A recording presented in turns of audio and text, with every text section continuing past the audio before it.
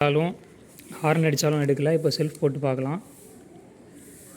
Self போட்டாலும் எடுக்கல, horn அடிக்கல. இண்டிகேட்டர்ஸும் வந்து நமக்கு ஒர்க் ஆகலை.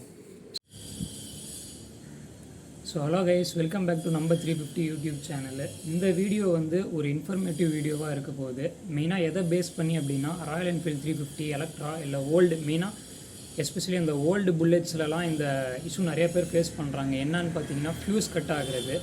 நானும் இந்த இஷ்யூ வந்து என்னோடய வண்டியில் ஃபேஸ் பண்ணியிருக்கேன். அதான் இந்த வீடியோ போடுறேன். இது அவங்களுக்கு வந்து ரொம்ப யூஸ்ஃபுல்லாக இருக்கும். கண்டிப்பாக நீங்கள் வந்து உங்களுக்கு தெரிஞ்ச ராயல் என்ஃபீல்டு யூசர்ஸ், புல்லெட் யூசர்ஸாக இருந்தாங்கன்னா இந்த வீடியோ ஷேர் பண்ணுங்கள். ஸோ இந்த ஃப்யூஸ், இந்த வீடியோவில் நம்ம என்ன பார்க்க போகிறோம்னா, ஃப்யூஸ் எதனால் கட் ஆகுது, அது கட் ஆகிறனால நமக்கு வண்டியில் என்ன இஷ்யூ வருது, அதே மாதிரி அதை நம்ம எப்படி சால்வ் பண்ண முடியுங்கிறத பற்றி தான் இந்த வீடியோ வந்து இருக்க போகுது. வீடியோ ஸ்டார்ட் பண்ணுறதுக்கு முன்னாடி நம்ம சேனலோட first video Salem to Chennai விலாகை வந்து நிறைய பேர் சப்போர்ட் பண்ணியிருந்தீங்க. நிறைய பேர் கமெண்ட் பண்ணி உங்கள் சப்போர்ட் காட்டியிருக்கீங்க. அவங்க எல்லாேருக்கும் என்னோட தேங்க்ஸ். நிறைய பேர் கங்க்ராச்சுலேட்லாம் பண்ணியிருக்கீங்க. ரொம்ப ரொம்ப தேங்க்ஸ். இதே மாதிரி நீங்கள் வந்து சேனலை சப்போர்ட் பண்ணுங்கள், சப்ஸ்கிரைப் பண்ணி ஷேர் பண்ணுங்கள் உங்கள் ஃப்ரெண்ட்ஸுக்கு. நான் இதே மாதிரி informative videos, moto vlogging videos weekly ஒரு வீடியோ கண்டிப்பாக அப்லோட் பண்ணுவேன். ஸோ வாங்க வீடியோ ஸ்டார்ட் பண்ணலாம். இதுதான் வந்து வண்டியில் யூஸ் ஆகிற ஃப்யூஸு. இது வந்து 10 ஆம் ஃப்யூஸு. இதே மாதிரி வந்து 15, 20, 35 ஆம்ஸ் வரைக்கும் இருக்குது.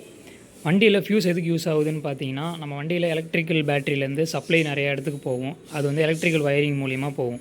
ஃபார் எக்ஸாம்பிள் அம்மீட்டர் இருக்குது, headlight, back light, indicators, self start. So இதுக்கெலாம் எலக்ட்ரிக்கல் வயரிங் இருக்கும், நம்ம வண்டியில் ப்ரொவைட் பண்ணியிருப்பாங்க.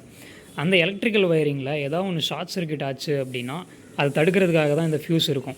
ஸோ ஷார்ட் சர்க்யூட் ஆச்சுன்னா இந்த ஃப்யூஸ் கட் ஆயிரும். ஃப்யூஸ் கட் ஆனதுக்கப்புறம் வண்டியில் எல்லா சப்ளையும் நின்றோம். அப்படி இந்த மாதிரி எலக்ட்ரிக்கல் வயரிங்கில் ஷார்ட் சர்க்யூட் நடந்து ஃப்யூஸ் கட் ஆகாமல் இருந்து இல்லை ஃப்யூஸ் இல்லாமல் இருந்துச்சுன்னா ஃபுல் எலக்ட்ரிக் வயரும் எரிஞ்சு போக சான்ஸ் இருக்குது. அப்படி எரிஞ்சு போச்சுன்னா நம்ம வயரிங் ஃபுல்லாக மாற்றுற மாதிரி இருக்கும். அது ரொம்ப காஸ்ட்லி.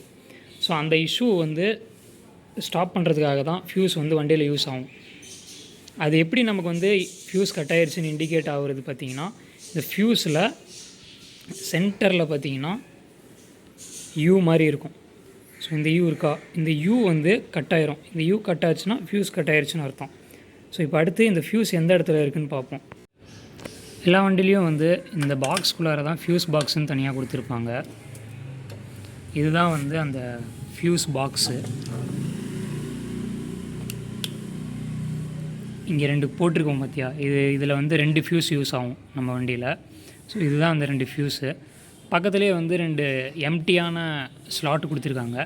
இங்கே வந்து ஸ்பேர் வச்சுக்கலாம் நம்ம. நீங்கள் லாங் ரைட் போகிறீங்க அப்படின்னா இந்த மாதிரி ஏதோ இஷ்யூ வந்துச்சுன்னா டக்குன்னு வேறு ஒரு ஃப்யூஸ் மாற்றிட்டு நீங்கள் பாட்டுக்கு உங்கள் ஜர்னியை கண்டினியூ பண்ணலாம். அதுக்காக இந்த 2 ஸ்பேரு. எப்பயுமே வந்து என்னோடய அட்வைஸ் என்னென்னா, இந்த 2 ஸ்பேரையும் வந்து ஃபில் பண்ணி வச்சுக்கோங்க. நீங்கள் லாங் ரைட் போகிறீங்களோ இல்லை சிட்டியில் ஓட்டுறீங்களோ எப்பயுமே இந்த 2 ஸ்லாட்டை வந்து ஃபில் பண்ணி வச்சுக்கோங்க. நான் உங்களுக்கு காட்டுறதுக்காக இப்போ வந்து வெளியே எடுத்திருந்தேன். ஸோ இங்கே இருக்குது. இதை வந்து எப்பயுமே இதுக்குள்ளார வச்சுக்கோங்க. நான் வந்து வண்டி ஸ்டார்ட் பண்ணுறேன், ஸ்டார்ட் ஆகுதான்னு பார்க்கலாம்.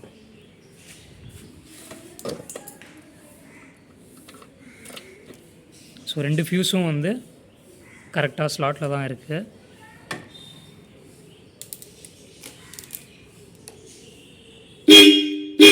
ஹார்ன் ஒர்க் ஆகுது.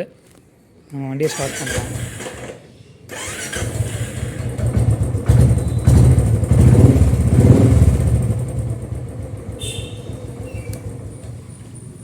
ஸோ பார்த்திங்கன்னா வண்டி ஸ்டார்ட் ஆகிடுச்சு. இப்போ இதுவே இந்த ஃப்யூஸ் வந்து நமக்கு கட் ஆகிடுச்சுன்னு வைங்களேன். கட் ஆகிடுச்சுன்னா நம்ம சப்ளை அப்படியே நின்றோம், வண்டி ஸ்டார்ட்டே ஆகாது. நீங்கள் செல்ஃபுன்னு இல்லை, கிக் அடித்தாலும் வண்டி ஸ்டார்ட்டே ஆக போகிறதில்ல. ஸோ நம்ம வந்து என்ன பண்ணலாம், இந்த ஒரு ஃப்யூஸ் கழட்டிடலாம்.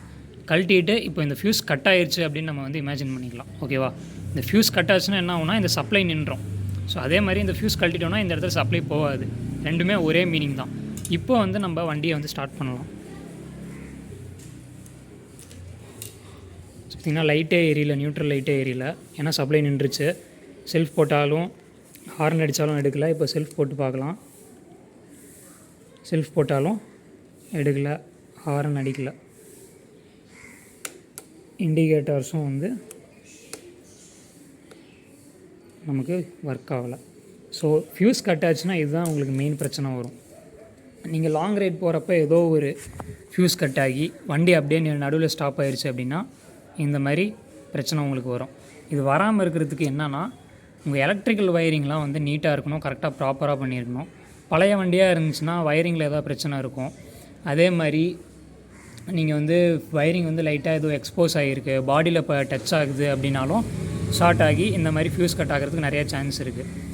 உங்கள் ஃப்யூஸ் வந்து ஒரு டைம் கட் ஆகி நீங்கள் மாற்றி திருப்பி வந்து 1 கிலோமீட்டர்லேயே திருப்பி கட் ஆகுது, 4-5 கிலோமீட்டரில் ஒரு 3 டைம் 4 டைம் கட் ஆகிடுச்சு அப்படின்னா கண்டிப்பாக உங்கள் வயரிங்கில் வந்து ஏதோ மேஜர் இஷ்யூ இருக்குதுன்னு அர்த்தம். நீங்கள் வந்து அப்படி அந்த மாதிரி கட் ஆகிட்டே இருக்குது, 4-5 கிலோமீட்டரில் 3 டைம் 4 டைம் கட் ஆகிடுச்சு அப்படின்னா மெக்கானிக்கிட்ட காட்டி இல்லை எலக்ட்ரிக்கல் பார்க்குறவங்கள்ட்ட காட்டி நீங்கள் செக் பண்ணிக்கிறது ரொம்ப நல்லது.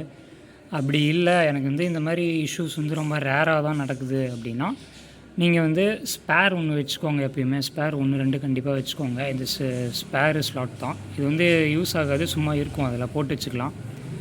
இந்த மாதிரி நடந்துச்சு ஏதோ அன்எக்ஸ்பெக்டடான சிச்சுவேஷன்ஸில் நீங்கள் சும்மா சிட்டியில் ரைட் பண்ணுறப்ப இல்லை லாங்கில் போகிறப்பவே ஏதோ ஒரு அன்எக்ஸ்பெக்டடாக நடந்துருச்சுன்னா நீங்கள் அதை மாற்றி திருப்பி ஓட்டிக்கலாம். ஸோ இது வந்து இப்படி தான் வந்து சால்வ் பண்ண முடியும். மெயினாக உங்கள் எலக்ட்ரிக்கல் வயரிங் வந்து கரெக்டாக இருக்கணும், இதுதான் ஃபஸ்ட்டு பாயிண்ட்டு. செகண்டு, நீங்கள் வந்து ஸ்பேர் எப்பயுமே வச்சுக்கோங்க. அன்எக்ஸ்பெக்டடாக ஏதோ நடந்துச்சுன்னா நீங்கள் போட்டு மாற்றி வண்டியை ஸ்டார்ட் பண்ணி ஓட்டிகிட்டு போயிடலாம். இந்த வீடியோ வந்து உங்களுக்கு யூஸ்ஃபுல்லாக இருந்துச்சு அப்படின்னா கண்டிப்பாக லைக் பண்ணுங்கள். Royal Enfield users, bullet users உங்களுக்கு தெரிஞ்சவங்க இருந்தாங்கன்னா கண்டிப்பாக அவங்களுக்கு வந்து இந்த வீடியோ ஷேர் பண்ணுங்கள். ஏன்னா எல்லாேருக்கும் வந்து இந்த விஷயம் தெரியுமான்னு தெரியல, நிறையா புதுசாக வண்டி ஓட்டுறவங்களுக்குலாம் தெரியாமல் கூட இருக்கலாம். ஸோ அவங்க இது பார்த்தாங்கன்னா யூஸ்ஃபுல்லாக இருக்கும். அவங்க வந்து இந்த வீடியோ பார்த்து ஒரு ஸ்பேரை வந்து யூஸ் பண்ண ஸ்டார்ட் பண்ணிட்டாங்கன்னா அவங்களுக்கு இந்த மாதிரி ஏதோ இஷ்யூ நடக்கிறப்ப அவங்க ரொம்ப சஃபர் ஆக தேவையில்லை. ஏன்னா இது ஒரு சின்ன விஷயந்தான். நீங்கள் வந்து அன்எக்ஸ்பெக்டடாக ஏதோ நடந்துருச்சு அப்படின்னா உங்கள்கிட்ட இந்த ஃப்யூஸ் இல்லை, அவங்க பக்கத்தில் வந்து எதுவும் கடை இல்லைன்னா நீங்கள் ரொம்ப கஷ்டப்படுற மாதிரி இருக்கும். ஏன்னா வண்டி வந்து ஸ்டார்ட்டும் ஆகாது, கிக்லேயும் வந்து ஸ்டார்ட் பண்ண முடியாது. ஸோ அப்படி இருக்க நிலமையில் உங்கள்கிட்ட ஸ்பேர் இருந்துச்சு அப்படின்னா நீங்கள் போட்டு ஒரு வண்டி ஸ்டார்ட் பண்ணி 5-6 கிலோமீட்டர்ஸ் வரைக்கும் ஓட்டிகிட்டு போயிடலாம், திருப்பி அது கட் ஆகாத வரைக்கும். மேஜர் இஷ்யூ இல்லைனா கட் ஆகாது, மேஜர் இஷ்யூ இருந்ததுன்னா திருப்பி கட் ஆயிரும். ஸோ இது வந்து இதுதான் கான்செப்ட்டு. யூஸ்ஃபுல்லாக இருந்துச்சுன்னா லைக் பண்ணுங்கள், உங்கள் ஃப்ரெண்ட்ஸுக்கு ஷேர் பண்ணுங்கள். சேனலுக்கு புதுசாக இருந்தால் கண்டிப்பாக சப்ஸ்கிரைப் பண்ணுங்கள். அவ்வளோதான் ஃப்ரெண்ட்ஸ், அடுத்த வீடியோவில் பார்க்கலாம். அடுத்த வீடியோ வரைக்கும் பை பை.